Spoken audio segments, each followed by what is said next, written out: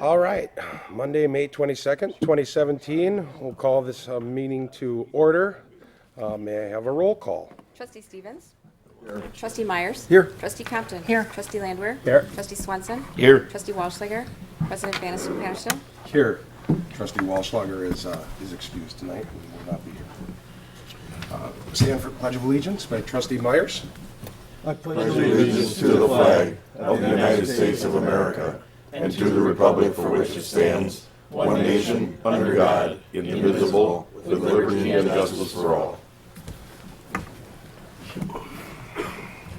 All right, at this time, if there will be any public comments, which it does not appear that there are, we will move to our first item on the agenda. Consideration of a motion to approve the village board minutes of May 8th, 2017. Also move. I'll second. It's been moved and seconded. All in favor? Aye. All opposed? Abstain. Motion is carried. Second item on the agenda is consideration of a motion to approve the vouchers for payment in the amount of $174,224.46. I move we pay the bills for 174,224.46. Second. Any discussion? All in favor? Aye. All opposed? Abstain. Motion is carried. Next items on the agenda are consideration of actions related to the licensing and permits. First one being consideration of an application for a street use permit and temporary Class B beer wine permit for the Chamber of Commerce Street Dance to be held on July 15th, 2017. Also move. Second it. Moved and seconded. All in favor? Aye. Aye. All opposed? The next item on the agenda regarding those types of items, consideration of application for operators licenses with a term ending June 30th, 2018, and that list is Scott Leiser, Scott Grenier, Deborah Vicentainer, Linda Hallquist. There's a couple more. One more. Sorry. Geneva entrance. I'm sorry. I messed up my view. There you go. Linda Hallquist, I think I already said that, and Genevieve Antunes. These have been recommended by the police chief and the village clerk. Also move. I'll second. Any discussion? All in favor? Aye. All opposed? That is carried. Next item on the agenda is, I will end up changing this view, discussion of possible actions related to a Class B beer, Class B liquor license issued to Hogger's Pub LLC on March 15th, 2017. Also move. Wait, I wait. told you, Hold on, there's a Doug, why problem. don't you wait on a second? Let's Oh. let Tim tell us where he's Good at evening. and Okay. bring you up to date. Just got backed up a little with the weather, some contractors got backed up, the building boom is kind of on again, and everybody was just a little bit backed up, but if you guys want to stop by and take a look, I'm almost done. It should be just 1 or 2 more days, and we'll have everything buttoned up. When do you think you'll open? I want to try to open a soft opening on Thursday, Okay. and then, open to the public on Saturday, Sunday. Was Scott able to get you all the information you needed? Um, Get this set? Are you all set on that? I got him back everything that he asked for, Oh. but I haven't heard anything. What are your plans inside the building now? I understand there were some setbacks in there that. Yeah, had it wasn't some things explained to me. opened up When I originally talked to him before I bought the building on what I was gonna do, there was nothing said about having the one part of the residence, I wanted to make it the pool table room, which I did, because it was just a doorway that I had opened up. So now I'm losing $700-800 in income a month, because I can't have it residential, and I can't rent it out to offices anymore. So the whole building is just gonna be a bar. Okay. So the upstairs, then you can't rent that out, or you, And that's because you have no kitchen up there? Well, there's no kitchen up there. I was gonna put one in. But in order to have the residence, I was told that I had to get a registered architect with the state of Wisconsin to draw plans, then submit the plans to the state of Wisconsin, and then have that all approved, and then bring it all up to modern fire code. The building's 107 years old. I'd have to tear it down. So I'm losing out.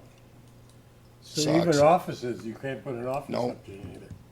Not according to what I've been Yeah. told. Yeah. I mean, I'd love to. I'd love to have the 4 offices up there. I think it would be really neat.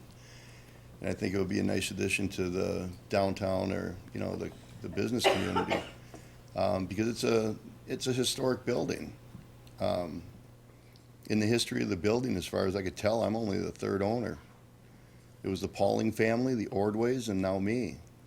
And the original building burned down in, I believe it was 1903. But that building was built on the same foundation. And it's always been a bar, ever since the 1800s. I think it was 1842 or 52. Yeah, I think Ordway's was the 3rd owner, the 3rd one in there. Ordways was? Yeah, because there was a gal there, and then Swan came in, and then. Okay. Ordway came in. So because of those things coming up, it kind of forced your hand. Yeah, sounds it like. did. Yeah, I've never owned a commercial building before.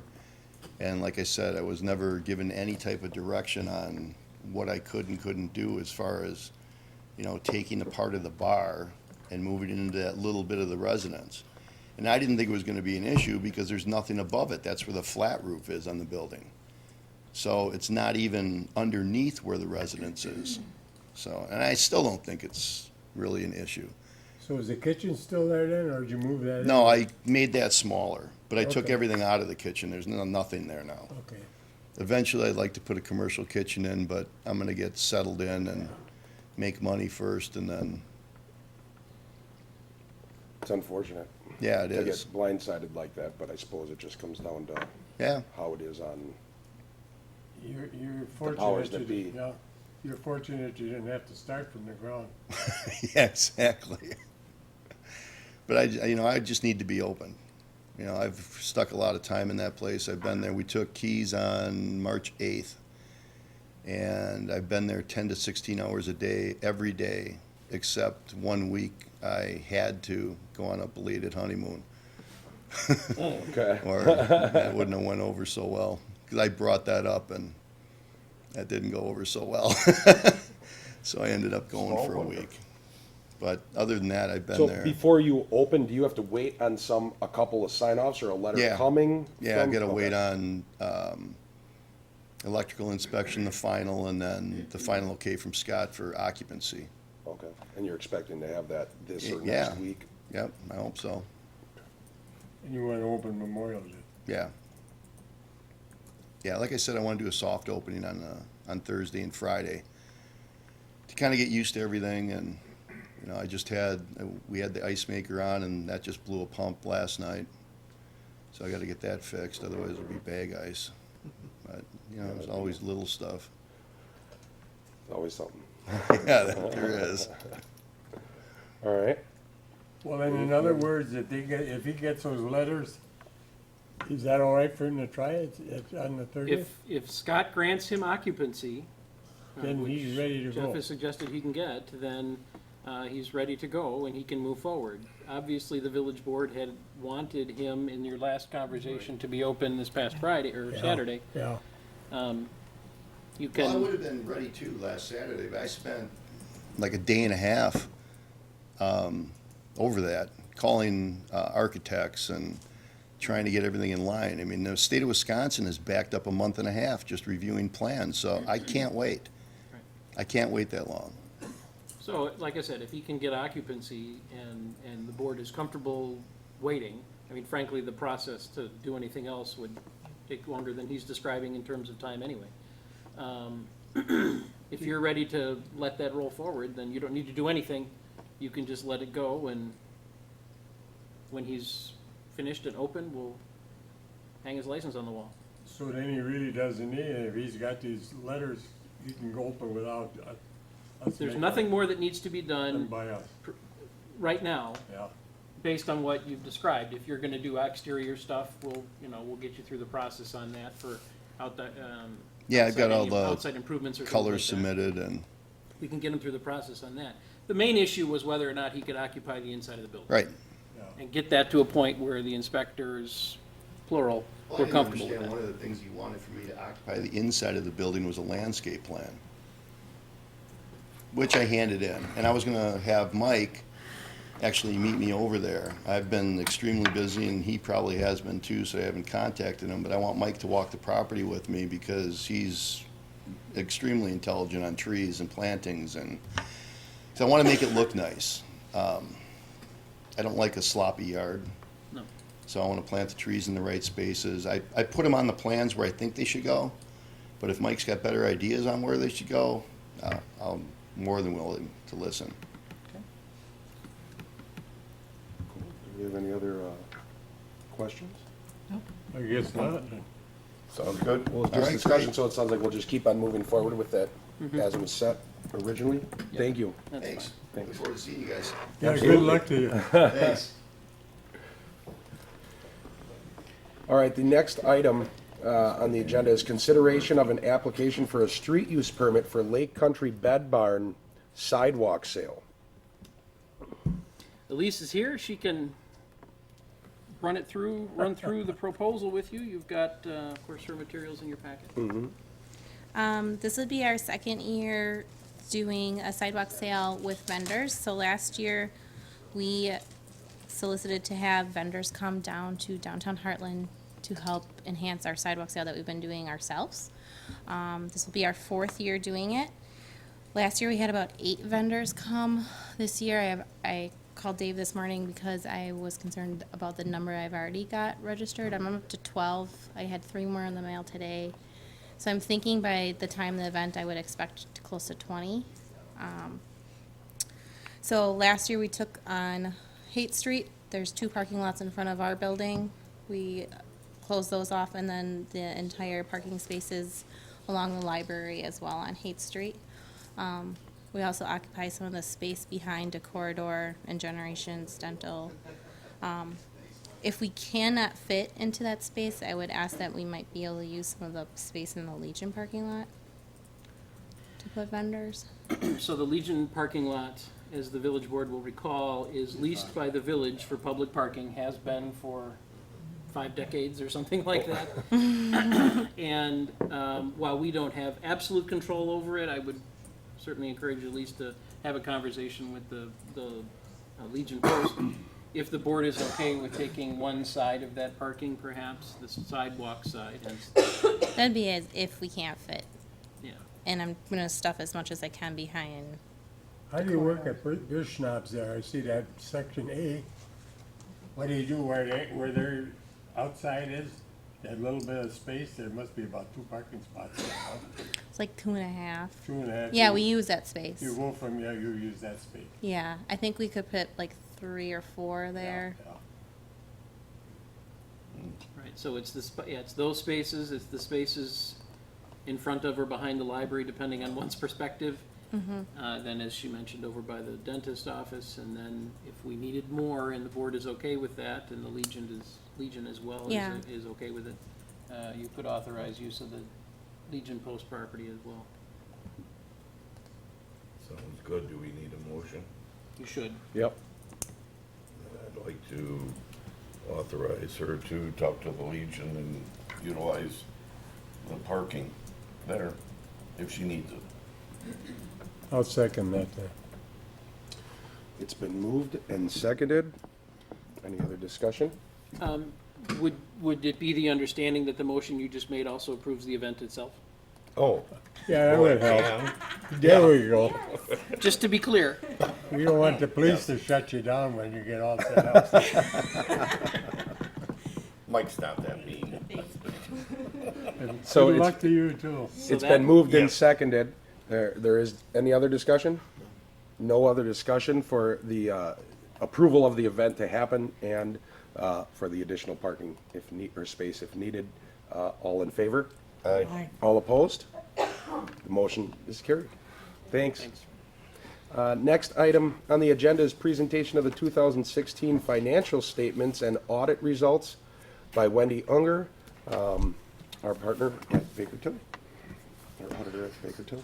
Great, thank you for having us here this evening. Again, I'm Wendy Unger, the partner on the engagement. Also with me tonight is Michelle Walter. She's the individual responsible for running the audit, making sure everything goes efficiently and effectively. You should have in front of you a several-page handout. That is what I will use to go through the relatively voluminous documents you should have received prior to this evening. I believe they were in your electronic packets, but I do see some of you have hard copies as well. So in the handout on the first page, I've highlighted the audit results. The objective of the audit was to issue an opinion on the financial statements of the village, and we've done that.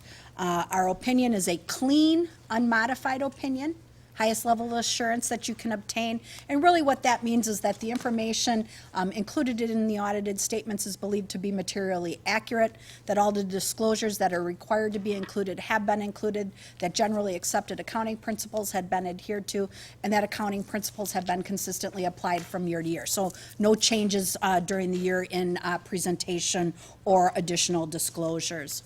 One thing I will note before I turn to the page and move on to the financial information is in your audited statements, there is a section that's titled Management's Discussion and Analysis, and that's on pages 3 through 15 of your audited statements. Very good summary that's prepared by management of what happened at the village during the year. So if nothing else, highly encourage you to take a look at that. It does give you a good Cliff Note version of the activity for the year. Turning to the next page, the next several pages, lots of numbers. I'm going to do my best to go through this in an efficient way so that I can provide some additional information for your information. I am throughout the presentation going to give you a couple page numbers, so just so you know that where you can find some information in more detail.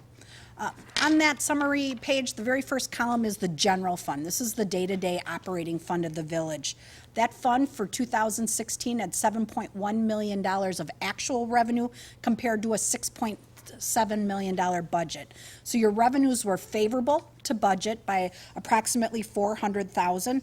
Really two categories that contributed to that positive variance. There was a $100,000 positive variance in your intergovernmental revenue, and those are monies that come from the federal government, the state government, or county governments. So there was some additional exempt computer aid received. You had received a local road improvement grant, and you also had received a recycling grant through Waukesha County. All of those were more than what was budgeted. Also, the other category that was over budget was your public charges for services. That was approximately $200,000 over budget. That category, as the title states, is public charges. That includes ambulance revenue that was $70,000 over budget, park and rec fees that were over budget by $82,000, and there were some donations that also ran through there to the tune of roughly $35,000. So all those items added together account for a majority of that positive variance in your revenue category. Expenditures, $6.5 million, $6.6 million budget. So very close to budget. The big difference in there was roughly $104,000 of contingency funds that were not used during 2016, and therefore that's the reason those expenses were under budget. So overall, when the village prepared the 2016 budget, you budgeted to add 0 to fund balance. However, as noted in that change in fund balance row, you added $471,000 and had almost $5.6 million in fund balance in your general fund as of the end of the year. You'll note down below there's 4 buckets of that. Not all of those monies are available for spending. 1.5 is noted as non-spendable. Those are non-current receivables. Those are monies that are due from the TIFs. So those monies we set aside because they're not available for spending at this point in time. There's almost $15,000 of restricted. That's your Act 102 money that has to be restricted. Your assigned category, $1.4 million. The largest pieces of this is there's monies set aside for asset purchases and future retirement. That accounts for about $1 million of that assignment. And there's additional detail on numerous other pieces on page 58 of your footnotes. That assigned, isn't that restricted then? Nope, because that restricted means there's a legal restriction to it. Assigned means management has earmarked those monies for future purposes. Assigned money can be unassigned at any point in time, purely by management's decision. So pensions, you don't really have to, doesn't it? Well, that's separate from the, No, I mean, that, State well, pension she said fund. that unassigned, she said pensions were in it, that's why I had, okay. Employee benefits are in the, Yeah. yes. So the remaining portion, 2.6 million, is unassigned. That's your working capital, that's your contingency, and that represents roughly 39% of your operating budget. So a very solid position in your general fund. The next three columns represent the three TIF funds for the village. You'll note that TIF 4 and TIF 5 had a little bit of revenue, that's increment mainly, that was collected during the year. So those are beginning to generate increment and moving in a positive direction. The TIF 4 added 7,600 to fund balance and had a deficit of 641. TIF 5, 24,000 of increment. Spent a little bit of money, but again, took that deficit in a positive direction to a deficit of 78,000. TIF 6, this was the new TIF that was created in 2015. This is your downtown mixed-use TIF. Zero increment at this point in time. 658,000 of expenses. Those are payments to the developer. So overall, the deficit in that fund at this point in time has increased to a $828,000 deficit. At the point increment becomes available, that will move in the positive direction. The last column on here is the debt service fund. So this accounts for the activity, all the debt of the village exclusive of the utilities. So it doesn't include any utility activity. 1.1 million of revenue, that's all taxes. 1.1 million of expenses, that's principal and interest paid on village debt. Used up $55,000 or $550,000 of fund balance, and they had $161,000 as of the end of the year. Debt service money is collected for a particular purpose and is restricted until all debt of the village is paid for. On the next page, again, continuing on with the remaining governmental funds before we switch over to the utilities. First column, the capital project fund for village projects, $19,000 of income, that's mainly investment income. 1.3 million of expenses. The largest pieces of that, that's where all your road project work is accounted for. There were some fire department improvements in there, and your stormwater plan is also included in there. So that fund used up funds, 1.3 million, and had 2.7 million of fund balance as of the end of the year. Again, two pieces also in that fund, 1.47 million of restricted monies. Those are unspent bond proceeds, so they have to be spent on the purpose for which they were borrowed. The remaining portion, 1.3 million. Again, there's many pieces to that figure, and that can be found on page 58 in your footnotes, also in more detail. The next column's the corporate reserve, capital project fund, a little bit of income, $8,000, again, investment income, 541,000 of expenses. And the expenses in there are the Motorola radios, that's about a $275,000 cost, some new PD cars and related equipment, some new DPW trucks and related equipment for those. Also, that fund had $321,000 of other sources. Those are transfers in, those are monies that come from other funds. And there was some sale of capital assets included in there. So in total, that fund used up $212,000 of fund balance and had $1.37 million as of the end of the year. And again, those monies are set aside for particular purposes. The last column there, the non-major funds, those can be found on page 78 and 79. That's an accumulation of numerous accounts. So that's your refuse, your library, your impact fees, and the 2 PD task force accounts that exist. Those funds in total had $843,000 of revenue. Most of that, or almost half of that, is the refuse collection, $393,000. There was $157,000 of impact fees collected during the year, and $223,000 of subdivision fees. $609,000 of expenditures within those accounts. Again, $382,000 was refuse. $164,000 was related to subdivision engineering costs that were in that fund for new subdivision development. So overall, those funds added 271,000 to fund balance and had 449,000 of fund balance as of the end of the year. And again, on those pages I referenced, you can see the fund balance in each of those. But I will note that of that 341,000, the largest piece of that, 261,000, is restricted for impact fees. They have to be used for the purpose for which they were collected. The remaining portions are the task force funds that exist. The committed pieces, 75,000 is refuse, and 32,000 is the other funds that I mentioned earlier. On the next page, the last page of actual detail of financial information, I've summarized the three, what I would call utilities. The first two are actual utilities. The last one is your internal service fund. The water utility, $3.1 million of revenue. Both the water and the sewer, you'll see a large increase in addition to net position, where last year there were decreases. Lots of developer contributions during 2016.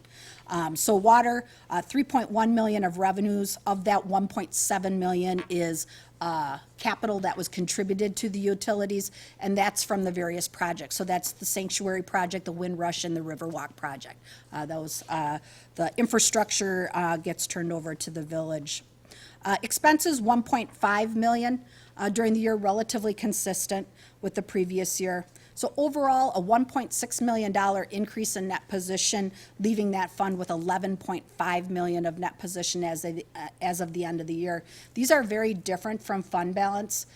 These aren't cash. So when you look at those numbers, you have to think that there's a lot of capital assets in those funds, all your infrastructures, your pumps, your towers, all that, less any related debt. So of that 11.5 million, 1.5 million in the water utility is cash. So those are the monies you have available for spending. The water, if you look at it from a cash flow standpoint, used up about $160,000 during 2016. However, they paid for $404,000 of capital asset activity with cash on hand.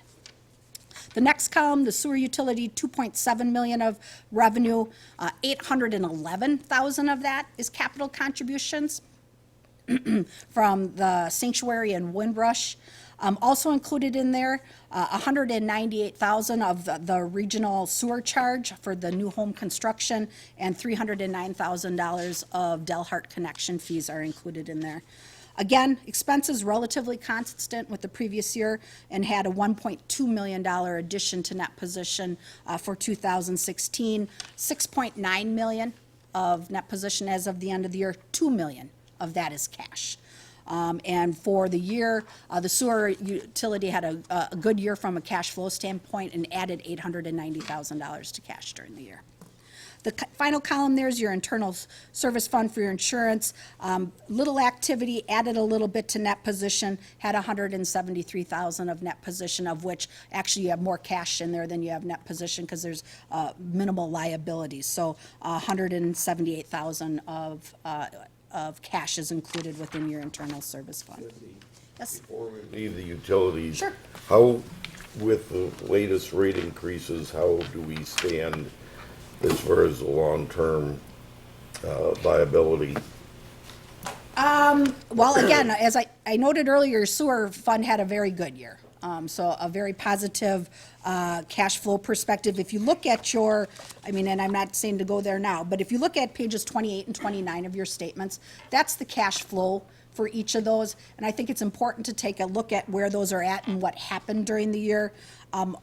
Your water and sewer utility do a very good job from a operating standpoint, cashing flow from that. But really, one of the questions is, will you need to continue to use water resources to continue to do capital asset work? And perhaps I was Brian going to may say, have some. part of the rate study with the 29% rate increase, that was with like a 5% return on investment. So they're anticipating we have about $325,000 of positive, increasing our cash every year to help fund future projects.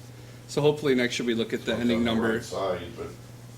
Yeah, and the long-term the goal is to have $325,000 every year, but you got to remember when we do a sewer project, it's going to be $600,000 or $700,000. So not every year it's going to be the $325,000, but the net effect should be that we have enough to pay for it, and we'll we'll evaluate annually if we need simplified rate increases or if we even qualify for them, so. Thank you. So then, Wendy, one other thing before you go. Then at the year end with the water utility, you got 11 million. That includes the pipes and the tower, okay. Yep. That's fine. Yep.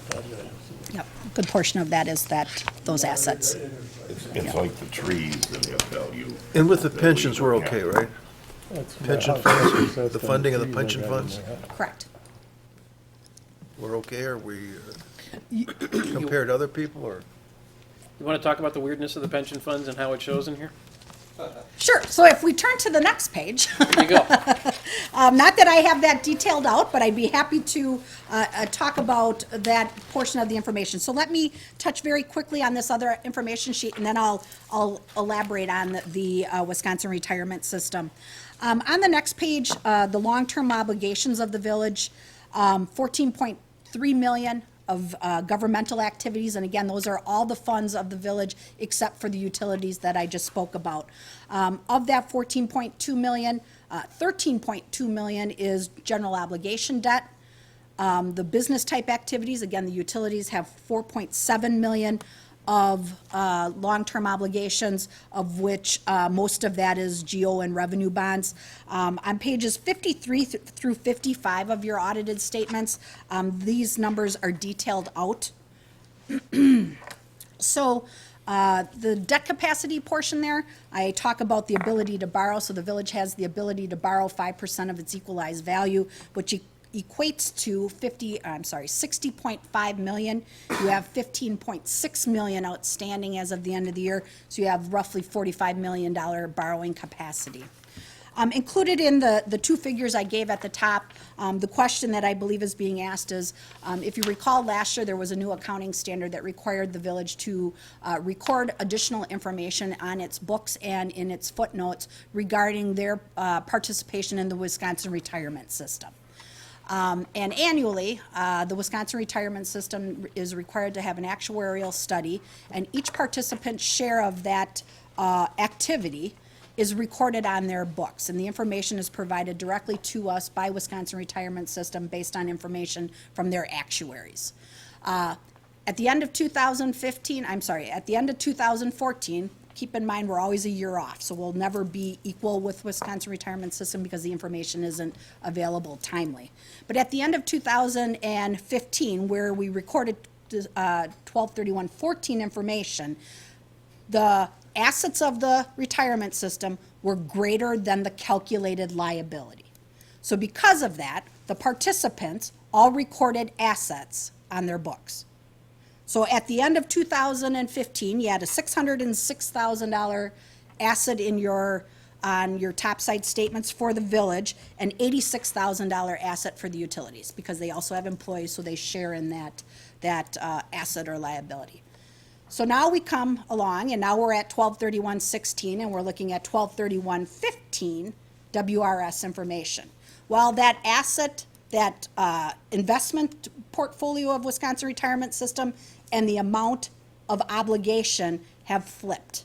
So the investments went down, the obligation went up, and now the participants have a liability versus an asset. So at the end of 2016, the amounts recorded on your books are $395,000 liability in the governmental funds, so in your village funds, and a $55,000 liability in the utilities. Now, what does that mean? It means purely that Wisconsin Retirement System had a poor year from investment standpoint, meaning instead of earning $5.9 billion of investment return, they only earned $0.7 billion. And that flipped that obligation. So your numbers have changed. What does that mean? Really just means that the information contained in your document is different than what it has been in the past. But it's not something you have to be concerned about necessarily paying. It's not an obligation that you have. It's purely showing the financial condition of the Wisconsin retirement system as a whole. Because every other participant also has a liability. So when you ask about are you in a good position with the pension? Well, you're in a good position from the standpoint it's not a liability you owe, it's purely a liability that is your share of the Wisconsin retirement system's liability at this point in time, and it's as a snapshot. And that number could flip to an asset again next year. It's really based on the market conditions at the end of the preceding year. And if you saw the spreadsheet to calculate this, it's like 400 cells long by 300 cells wide of confusing actuarial numbers. I don't know where to go. Well, it's a lot of assumptions. It is. And it is, because it's an actuarial study that is based on assumptions. And as assumptions change, which most of the time, we don't see a lot of difference in the assumptions. But again, based on market rates that are in effect, and when you think they have billions invested, I mean, it doesn't take much for it to throw it the opposite direction. So again, this standard, as I talked last year, added a lot of footnotes, a lot of information that most people read and say, I'm not really sure what that means. But it's really trying to show the condition of Wisconsin retirement system. And think about, and I think I mentioned this last year, think about putting Hartland's statements against a community to the south. Would they look very different from what the liabilities are? Of course. To the south.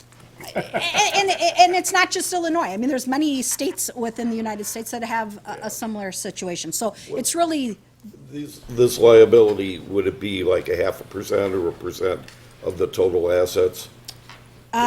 you are 0.00277%. Little over a quarter of 1%. Yeah. So basically, you So it's never. not a, Oh, No. so it indicates more that if it keeps doing that, they're gonna raise the contribution Correct. amount. Correct. Okay. And then the other thing is our pension plan now, I was informed that one time we paid it up in the same way with Del Hart because we were getting fined by the state. Are we gonna, so if our neighbor hires 10 more people, are we liable for a portion of their pension?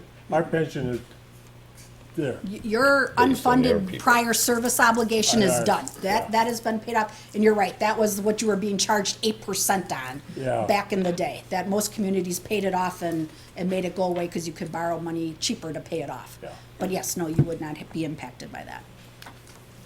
Great. Any additional questions? I have a little bit left, and I will move through that quickly. On the last page of the handout, this is, again, we issue another bound document, the communication to those charged with governance. Nothing new and real different included in there. We continue to request any thoughts you may have as a board regarding future audit, letting us know if there's areas of concerns, questions, comments you may have. And there's a section in there titled Two-Way Communication that really tries to generate some thought as you're looking through that. The other comments and recommendations piece, some carryovers from the previous year regarding segregation of duties between the receiving and receivable function, also documentation of review of consumption reports, and we met with management, and they will address as they see fit. Departmental controls, we continue to have the point in there regarding cash collection points. We do believe that cash collection point will change for FY7 or 2017 as the recreation program will no longer have the concession stand, so no cash collections there. And then there's a couple IT best practice type items that we've continued to include in there. Again, that management can address as they see fit. The last pages of that document is our required communication release. Summarizes what our responsibility is, talks about the scope and timing. Had we had any disagreements or difficulties performing the audit, we would need to include in that section. Again, we get complete cooperation from management and their team, and we thank them for helping us. Audits are very disruptive. But again, nothing in that section that I need to draw your attention to, very standard and customary if you compared from year to year. On the very bottom of that last page, again, I've included my contact information, my email, my phone number. If you do have additional questions or would like to talk through something in more detail, I know I go through this very quickly and at a very high level, but it's a lot of information to digest, and I'd be happy to talk through it in more detail if that would be something you would like. But at this point, if you do have any further questions, I'd be happy to try to address those. So your recommendations, if you're year after year after year, are penalizing us because we're too small, we don't have enough people to do all these other little jobs that you want us to do? Well, only one of them is, and that's a the only one that we continue to list there from a control standpoint is the segregation between the receipting and receivables function. So we believe there, with that type of lack of control in that situation, that one situation, there is a risk. And we believe that the board should be made aware of that. And again, management and the board can decide how to address that, if at all. What recommendations did you make I'm sorry. for that, to improve that? To evaluate, are there different people No, I that? mean, for us to approve that, get an okay. Hire another person. Not necessarily. I mean, that's one, I mean, seems like that would be the easy thing, to hire an additional person, but really looking internally at the department, and is there a different segregation or a different person that could get involved in the process, or additional people in the process that would mitigate that risk? So you didn't make a recommendation, though, which person or how we could do that within the confines We that did we have? not. We did not. We met with management, we shared the comment, we've had this discussion each year. But no, we did not go to that extent. At what point would you make those recommendations? So, I mean, rather than saying it's a shortcoming all the time, come back with a, well, if you did this or did that. If we, again, I believe if we were asked by management, what would our AD be for inserting additional people, that at Okay, that so point? it's our fault for not asking? No, for not it. necessarily. Again, we bring the comment up, and then if we're asked for our input, then we offer it. Because that comes up every year that I've sat here. Oh, and it's, Yeah, yes. it's at least 15 And years that it's I've something been that I around. don't think is very easy to accomplish, based on what the activities that go on and the individuals, because to make that completely go away, you have to have enough people to do that, so that nobody is ever doing it, ever. And to So- have extra people is And inefficient. I, And thank God for vacations. That's probably one of the best correct, controls. Yeah. correct. Thank you. Hey, thanks, Wendy. Thanks. Good seeing you again. Thank you. Next item on the agenda is consideration of a motion to approve final charges for the new fire vehicle, including a revised price and acceptance of donation from Hartland Firefighter Association towards the purchase of the new fire vehicle. And I believe evening. We have someone here to speak on. Yes, sir. Fire Chief Dave Dean. Included in your packet this evening was the memo that I had sent to Administrator Cox. We had an opportunity to read that I'll summarize it shortly, as it's been quite an experience to design a vehicle from the wheels up, including every light and switch and outlet and plug and hose and coupler. It's been quite an experience. We did run into some unforeseen items that, as it was through the building process, we wanted to include for either safety items for us or to better handle the emergency situations that we would run into, making it a more multi-purpose vehicle. So we had a list of change orders included in your packet. I'd be happy to go over those if you'd like, or if you had a chance to review them. Some of the costs were absorbed by the manufacturer, as you saw. There was other costs that would be absorbed by the fire department. And so we came up with a new invoice price of $1,022,046. Dave, one thing I looked at when I saw that is a paint job for the angle. Wouldn't they paint that when they put it on the truck? Which Or one is was that that? in addition? I'm sorry, which? Down here, it's 50, what is it? It says paint E-track and outrigger legs. Oh, yes, yep, that was, Wouldn't The they paint them jackets, when you buy? they it's were like- painted, but they didn't have the safety reflectors, NFPA codes on them since they go out so far, they have to be reflective.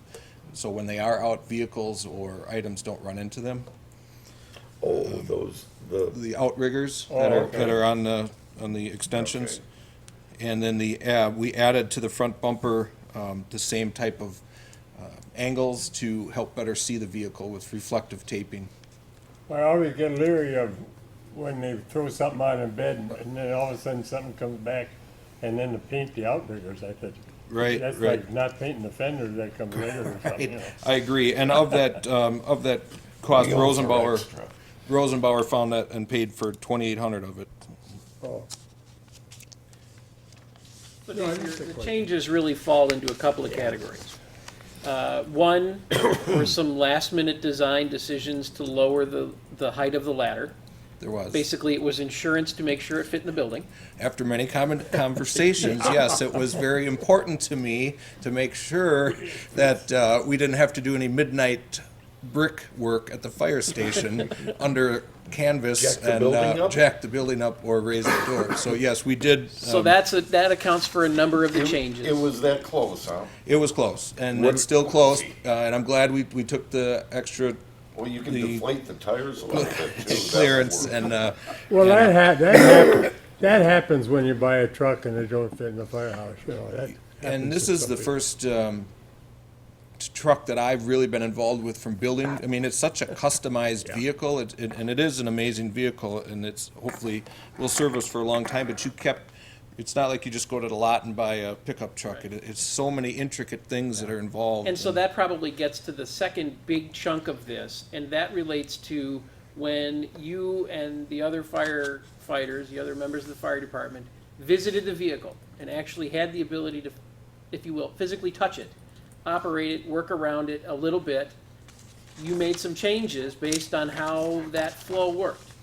Correct. Okay. Correct. Yes, looking at the blueprints and the plans is one thing, but when you do, and we made 3 trips to South Dakota throughout the process to make sure things were proper and done right, and we wanted no skimping on like underbody protection and that kind of thing. And then the last thing I would say that grouping wise would be really recommendations from Rosenbauer about ways to protect the vehicle. I'll call it, I'm thinking in this case of like the window tinting and things like that, to really protect the contents from sun glare and heat rise that comes from that and things of that sort. Because of course you use that at times for employee cooling. Right, rehabilitation. Rehabilitation and those kinds of things. So those were really the 3 categories of the changes that we made here. And as of Dave's writing at the end of January, as you saw, it was about $1,018,000. A few, about $4,000 rather added after that, and I think that's where the members decided to step in there a little bit. But, Yes, So yes. I would ask the board really to consider 2 things. Dave and I would ask the board to really consider 2 things. One, via motion, express your comfort with that number. While it's a big number, remember it replaces 2 vehicles. And express your comfort with that vehicle so that Ryan and I can finish putting together the financing plan for the vehicle, which should come in 6-8 weeks, something like that, Dave, right? August, I'm sorry, it was counting up here. Yes, it'll be here for the parade on a tour, and then it'll be gone to Canada for a show. And I did want to share on this vehicle the exceptional job that the committee did putting it together. And for those of you that are on Facebook, I'm new to Facebook, but if you know how the likes and the shares work, it has 1,928,463 likes or shares or views, which is, to me, that's astronomical. And everyone had a positive comment, and it was very nice to see the positive as it makes its way around country. And it's been seen in 6 countries, 6 different countries via Facebook, so, and 4 different languages. So the power of social media is never ceases. When do we get to touch it and see if it's You real? can run out and touch it during the parade, and then it will come back permanently in August. Okay. We're looking at the 2nd week in August right now. And So then you're gonna drive it up to Canada? Nope, they take care of that. And that was one of the reasons, in the beginning, they gave us such a nice discount. This company's been wonderful to work with, and Chief Wild had started working with them, and we followed through, and in fact are looking at continuing with them. But they have been wonderful, and they paid for they pick us up and take us out to South Dakota to view the vehicle. And of the latest change orders, there was 74 change orders, and of those 74 change orders, the approximate cost of those was about $73,000. Cost to the village of Hartland was $3,561. So they were things that they found as well that weren't working because it is, every nut and bolt is customized and located, and they found things as they continued to develop it. And it is their most state-of-the-art truck they've ever built. What chassis is it? That's their own chassis, Rosenbauer chassis. Oh, okay. Well, it's good that we It's double can dip frame. spend the time and make it's gonna be right for us rather than trying to do a retrofit type thing.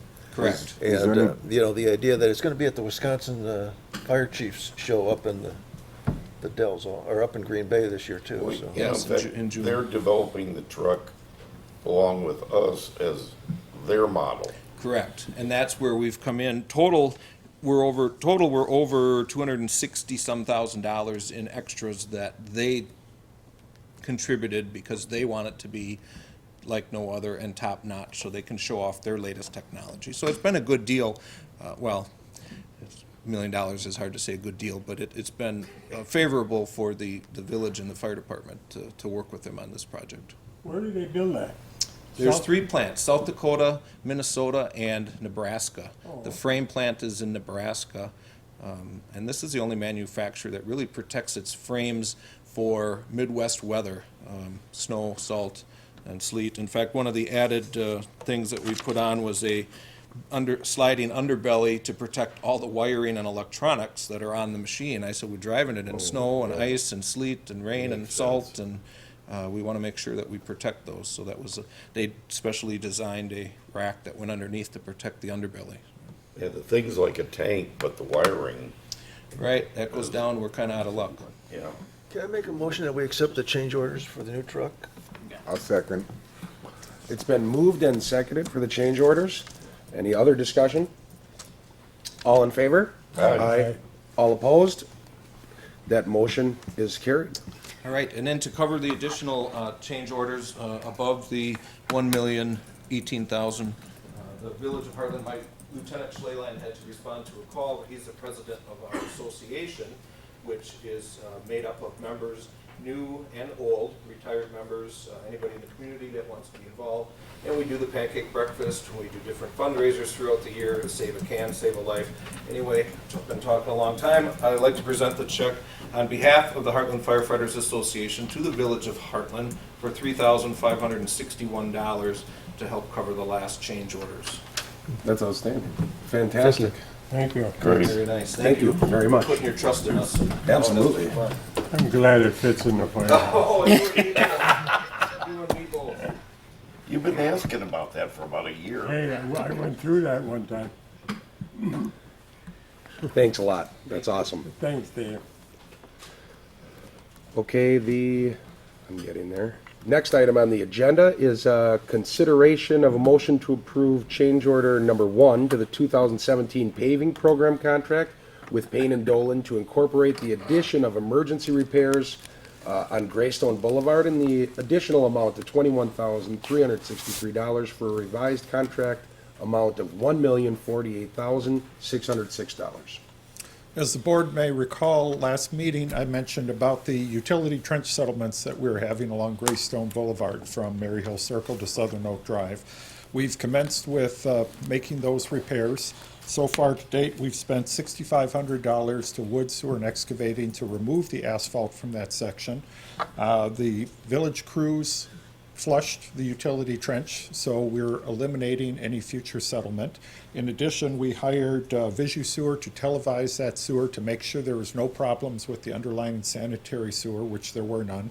That amounted to $446.78. I did contact 2 different paving companies for proposals to do the fine grading and asphalt work, and Payne and Dolan, who we have as doing our paving projects, submitted the lowest proposal, so that's why I'm bringing that change order to the board for consideration. I also move that we approve that change order. Second. It's been moved and seconded. Any other questions or discussion? All in favor? Aye. All opposed? The motion is carried.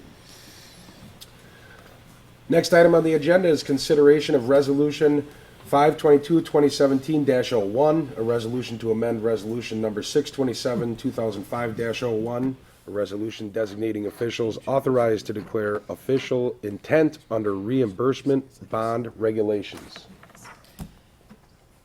So as my memo indicated, a number of years ago, the village board decided to entrust one member of the staff to make these official declarations. Remember, this is when the village decides that it wants to go ahead with a capital project before we've borrowed the money.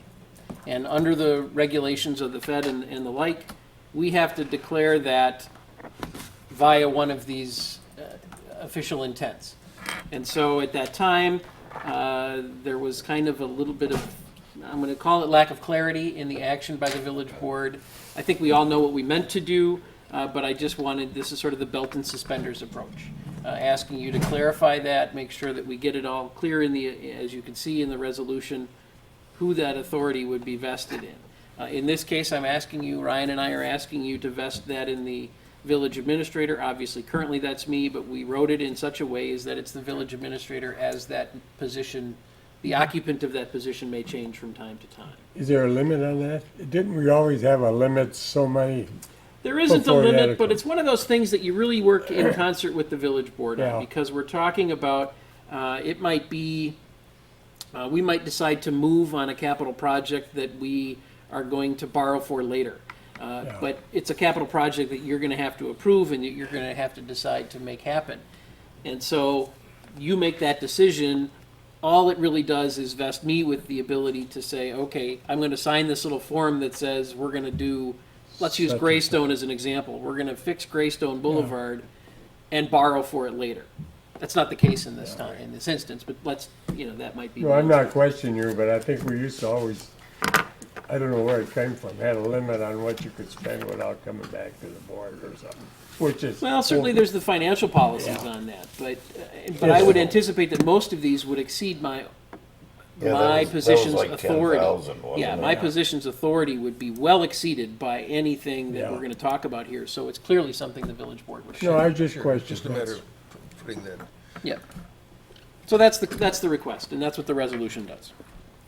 I'll make a motion that we change that resolution to reflect to the village administrator position.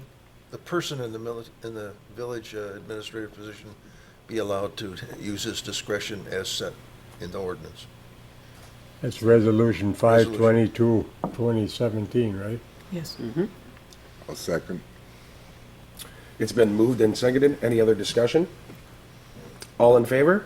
Aye. All opposed? Hey, Dave, that's only good for 50 Yep. cents. That motion is carried. Next item on the agenda is a consideration of a motion to disallow and to issue a notice of disallowance of insurance claim regarding a claim by Rafapathy Gundamar Raju for vehicle damage incurred on Greystone Boulevard. Yeah, if you recall, this is the individual who went around the barricade or through the barricades, whatever the situation may be, went into the pothole, caused decent amount of damage to his vehicle. We knew we would have a claim against us. Our insurance has advised us to deny that claim.